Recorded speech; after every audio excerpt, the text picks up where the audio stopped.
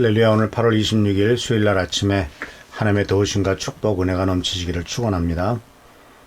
코로나 바이러스가 속히 종식되도록 스스로 우리 모두가 조심하고 또 속히 없어지도록 하나님 앞에 기도하고 또 다른 사람의 피해를 주지 않도록 우리들 자신이 경성하고 깨어서 기도하는 우리 귀한 성도님들 되시기를 축원합니다.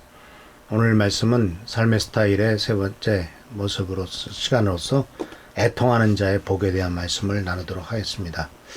어제는 마음이 가난한 자는 복이 있나니 라는 말씀을 통해서 가난에 대한 모습, 성경이 말하고 있는 가난에 대한 얘기, 그리고 또한 성경은 어떻게 가난한 자를 돌보고 또 그들을 그들의 권리를 유지하라, 그 권리를 도와주어라 라고 하는 것에 대해서 말씀하는 것을 잠깐 생각해 보았습니다. 오늘 말씀은 이제 마태복음 5장 4절에서 나오는 슬퍼하는 자는 복이 있나니, 애통하는 자는 복이 있나니 위로를 받을 것이다 라고 하는 말씀을 통해서 은혜 받는 시간 되기를 바랍니다. 슬퍼하는 사람은 복이 있다. 그들이 위로를 받을 것이다. 애통하는 자는 복이 있나니 그들이 위로를 받을 것이다. 이렇게 성경 말씀이 되어 있죠. 슬퍼하는 사람의 복이라. 슬퍼하는 사람이 복이 있다. 애통하는 사람이 복이 있다. 애통하는 자에게는 왜냐하면 위로가 되어 있다. 그래서 슬퍼하는 것, 애통한다는 것은 처음에 어디에 쓰여졌었냐면 죽은 사람에 대해서 슬퍼하는, 죽은 사람 때문에 슬퍼하는 것에 대해서 이제 이 내용이 처음에 나옵니다.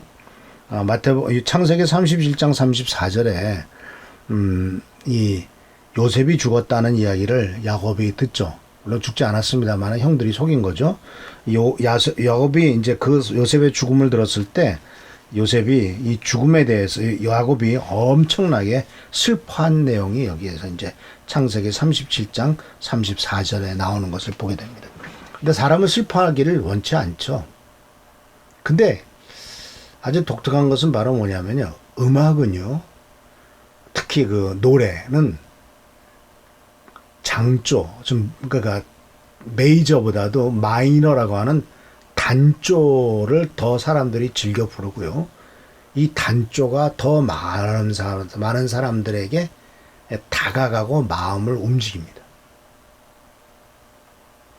그러니까 기쁘고 즐거운 노래보다도 약간은 슬프고 뭐 애처롭고 안타깝고 그리고 뭔가 감춰져 있는 그러한 단조적인 노래가 사람들에게 공감을 가져오고 또 그 노래 속에서 위로를 받습니다. 그래서 그런 노래를 들으면서 이것은 꼭 클래식이나 가요나 다 똑같아요. 가곡도 마찬가지고요. 그래서 대개 그 사람의 심금을 울리는 노래는 단조면서 뭔가 아픔과 슬픔과 위로를 간구하는 이런 내용들이 다 깔려 있는 것을 발견할 수가 있어요. 그런 것들을 보면은 그 사람들이 그 행복보다는 안타깝게도 슬픔에 더 익숙한 것 같고요. 또 행복하고 뭔가 잘 돼가는 것처럼 느낄 때는 오히려 불안하고 문제가 자꾸 생기고 그 슬퍼지고 문제가 고통스러운 일이 생기면 오히려 그것에 더 편안한 상태.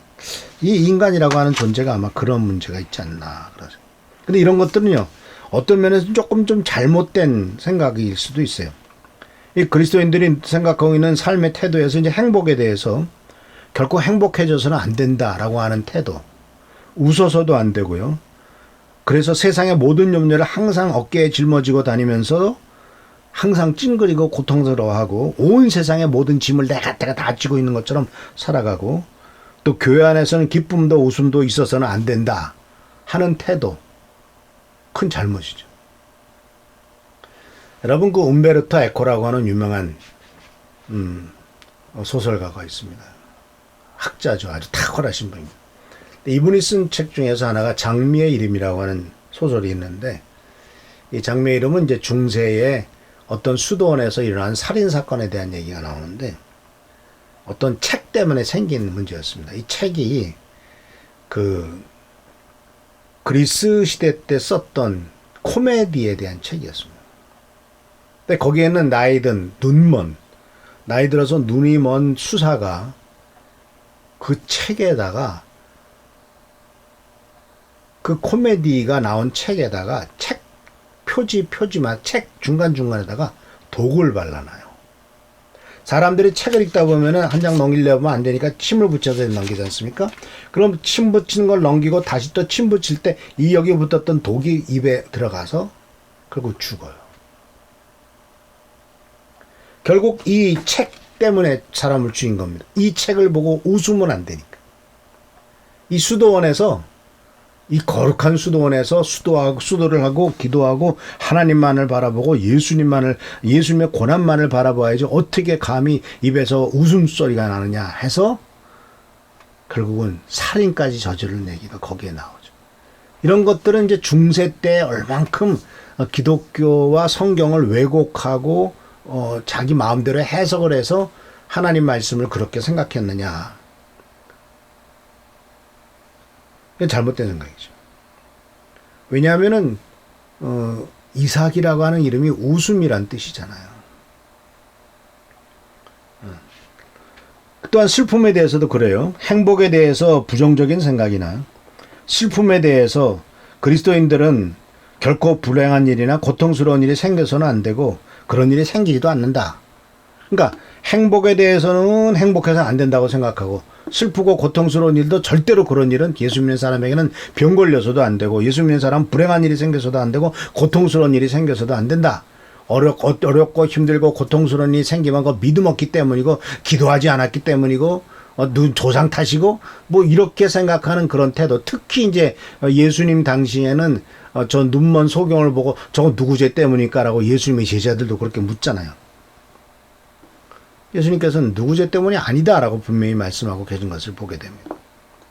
그래서 이와 같은 이 기쁨이나 슬픔에 대한 오해에 대해서 솔로몬은 전도서에서 이렇게 말하고 있습니다. 울 때가 있고 웃을 때가 있다. 통곡할 때가 있고 기뻐 춤출 때가 있다. 이게 무슨 뜻입니까? 인생에는 이런 경우도 있고 저런 경우도 있다는 거예요.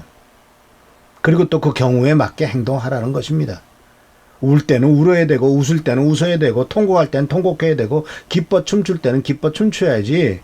울 때 웃고 웃을 때 울고 통곡할 때 기뻐하고 기뻐할 때 통곡하면은 이거는 좀 정신 나간 사람 아니냐. 그러니까 솔로몬이 그렇게 얘기를 하고 동시에 우리 인생에는 그런 일들이 교대로 다가오고 또 그런 일들이 항상 좋은 일들만 있는 것도 아니고 항상 슬픈 일만 있는 것도 아니다 하는 거예요. 그죠? 맨날 햇빛만 쨍쨍 쬐면은 사막이 될 것이고 맨날 비가 오면은 홍수가 날 것이고 비도 오고 햇빛도 쨍쨍 쬐고 이래야 우리가 살아가는 삶 속에서 균형을 맞추지 않습니까? 그렇다면 오늘 말씀 속에서 예수께서 오늘 마태복음 5장 3절에서 슬퍼하는 사람은 복이 있다 했을 때 어떤 슬픔을 가져야 될 것이냐 하는 것에 대한 깨달음이 어떤 슬픔, 무슨 슬픔. 그러니까 무조건 슬픈 그런 게 아니고요. 성경은 어떤 애통함에 대해서 하나님의 위로하고 계시느냐 하는 거예요. 어떤 아픔에 대해서 하나님은 위로하고 계시고 어떤 아픔을 또 주님께서는 기뻐하시느냐 하는 거예요. 애통함의 모습에 대해서는 이제 예레미야 애가를 보면 1장 20절에 이렇게 말합니다. 예레미야가 탄식합니다. 주님 나의 절망을 살펴주십시오. 애간장이 다 녹습니다. 내가 주님을 얼마나 자주 거역하였던가를 생각하면 심장이 터질 것 같이 아픕니다. 이런 사람이 참 이 시대에 있겠습니까? 얼마나 내가 주님을 거역하였다는가를 얼마나 자주 주님 말씀대로 살지 않았던가를 생각하면 심장이 터질 것 같이 아픕니다. 마태복음에서는 예수님께서 베드로의 탄식을 써놓으셨죠. 마태복음에는. 베드로는 닭이 울기 전에 내가 나를 3번 나를 모른다고 할 것이다 하시던 예수님 말씀이 생각나서 밖으로 나가 통곡하였다. 예수님 앞에 지은 죄에 대해서 통곡하고 슬퍼한 거죠. 베드로의 탄식입니다. 이것과 또 다른 탄식이 있습니다. 예수님께서 아파하시고 탄식하신 것이죠. 마태복음 23장 37절에 이런 말씀이 나옵니다. 예루살렘아 예루살렘아 내게 보낸 예언자들을 죽이고 돌로 치는구나. 암탉이 병아리를 날개 아래 품듯이 내가 몇 번이나 내 자녀들을 모아 품으려 하였더냐. 그러나 너희는 원치 않는다. 이것은 예레미야가 망해가는 유다를 보면서 아파했던 모습과도 비슷하죠. 예레미야 애가 1장 20절은 자기가 스스로 거역했던 것에 대한 안타까움이지만 예수님의 탄식이나 예레미야 애가 나오는 예루살렘에 대한 탄식은 죄를 짓고 하나님 앞에 심판받고 있는, 그렇죠, 회개하지 않는 그들에 대한 탄식이 여기에 나오는 것을 볼 수가 있습니다. 그래서 우리들에게 주님께서 원하시는 것은 거룩한 슬픔입니다.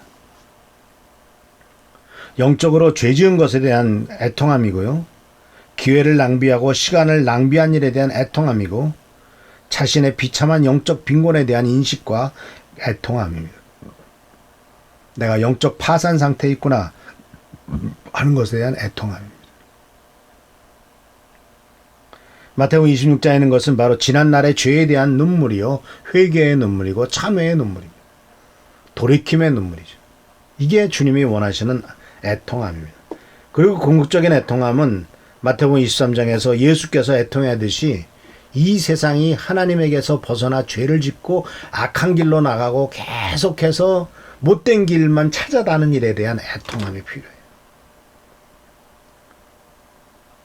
사실 지금 우리나라의 대한민국에 있는 교회들이, 일부 목회자들이 하나님을 거역하고 정말 자기 인간의 욕심대로 살아가고 또 그 세상 권력을 탐하고 하는 이런 모습을 보면서 올바른 생각을 가진 사람들은 애통해야 합니다. 하나님, 애통한 마음. 우리가 안 그랬으니까 상관없습니다. 아니에요. 다니엘은 그렇게 정직하고 바르고 옳게 살았던 사람이, 주님, 우리 민족의 죄와 우리 조상의 죄와 나의 죄를 고백합니다 라고 다니엘서에 고백을 했고, 예레미야도 정말 유일하게 바벨론에 의해서 유다가 망해갈 때 하나님 말씀대로 살았던 유일한 사람인데도 하나님 앞에 회개하고 용서를 빌고 하나님이 나라 살려주십시오라고 애통해 했던 사람이 바로 예레미야다라는 것이죠. 그러니까 예수를 믿는 사람들은 자기의 죄악의 문제보다도 국가와 나라를 위해서, 민족을 위해서 애통해 하는 것이 필요하다는 거예요. 나의 죄악이라고 생각하고, 내가 기도하지 못했기 때문이라고 생각하고, 내가 하나님 앞에 옳고 바르게 살지 못했고, 내가 모범을 보이지 못했기 때문이라고 생각하는 것이 필요하다는 것이죠. 그런데 이러한 애통함에 대해서 오늘 말씀은 위로를 받을 것이다 라고 하나님께서 말씀하셨어요. 그리고 성경 말씀은 이사야서에서는 많은 위로의 말씀이 가득합니다. 죄를 짓고 슬퍼하는 자에게 대해서는 이사야서 1장 18절에 우리가 서로 변론하자, 너희 죄가 주홍빛과 같다 하여도 눈과 같이 희어질 것이며 진홍빛과 같이 붉어도 양털과 같이 희어질 것이다 라고 주님이 위로하셨고, 또 35장 10절에서는 이스라엘 민족이 이제 회개하고 돌아오게 된다면 여호와의 속량함을 받은 자들이 돌아오되 노래하며 시온에 이르러 그들의 머리 위에 영영한 희락을 띠고 기쁨과 즐거움을 얻으리니 슬픔과 탄식이 사라지리로다, 이렇게 약속하셨고, 이사야서 61장 3절에서 뭐라고 말했습니까? 시온에서 슬퍼하는 자들에게 재 대신에 화관을 꽃으로 만든 머리관을 씌워주시며 슬픔 대신에 기쁨의 기름을 발라주시며 괴로운 마음 대신에 찬송이 마음에 가득 차게 하셨다. 주님께서 그렇게 하셨다는 거예요. 그래야 사람들은 그들을 가리켜 의의 나무, 주님께서 스스로 영광을 나타내시려고 손수 심으신 나무라고 부른다. 의의 나무, 하나님이 심으신 나무, 하나님이 영광 받기 위해서 심으신 나무라고 부른다는 축복이 임하고 있습니다. 그래서 이 축복은 마지막으로 궁극적인 위로가 요한계시록 21장 3절 4절에서 나옵니다. 보좌로부터 큰 음성이 들렸습니다. 이제 하나님의 집이 사람들 가운데 있게 될 것이다. 하나님께서 사람들과 함께 계시고 그들은 하나님의 백성이 될 것이다. 하나님께서 친히 그들과 함께 계시며 그들의 하나님이 되어서 그들의 눈에서 모든 눈물을 닦아주실 것이다. 이제는 죽음도 슬픔도 울음도 아픔도 없으며 모든 옛 것들이 다 사라질 것이다. 궁극적인 위로, 위로받을 것이다 라고 하는 궁극적인 위로가 우리들에게 있다라는 사실을 발견하게 됩니다. 말씀 마치면서 사랑하는 성도 여러분, 애통하는 자는 복이 있나니 저가 위로를 받을 것이라고 말씀하셨습니다. 그리고 이 위로는 사실 애통함은 또 하나 역설적인 진리가 있다는 것을 성경 말씀은 얘기합니다. 잠언 14장 13절에 웃을 때에도 마음에 슬픔이 있고 즐거움의 끝에도 근심이 있느니라. 이게 인생입니다. 웃을 때에도 마음에 슬픔이 있고 즐거움의 끝에도 근심이 있느니라. 그쵸? 며칠 동안 2주 동안 우리 사랑하는 유아하고 서아가 우리 집에서 있었습니다. 참 즐거운 시간이고 또 힘든 시간이기도 하죠. 즐거움의 끝에도 근심이 있습니다. 이들이 자라갈 세상, 이들이 성장해 나갈 세상에 대해서 걱정하고 기도하는 마음 끊임없습니다. 이들의 앞날이 어떤 것이 기다릴까? 하나님의 축복 가운데 살아가야 될 텐데 즐거움의 끝에도 근심이 있어요. 전도서 7장 3절에서는 이렇게 솔로몬이 말했습니다. 슬픔이 웃음보다 나음은 얼굴에 근심하는 것이 마음에 유익하기 때문이다. 왜? 교만해지지 않거든요. 교만은 패망의 선봉이라고 했습니다. 패망보다 먼저 오는 게 교만이란 얘기죠. 얼굴에 근심하는 것이 마음에 유익하다. 우리로 하여금 겸손하게 만들고 우리로 하여금 하나님의 위로를 찾게 만들고 하나님의 도우심을 간구하게 만들기 때문에 슬픔이 웃음보다 낫다라고 말씀하고 있습니다. 이 역설적인 진리를 깨닫는 귀한 성도님들 되시기를 축원합니다. 하늘나라에게서는 진정한 기쁨과 변함없는 기쁨이 있을 겁니다.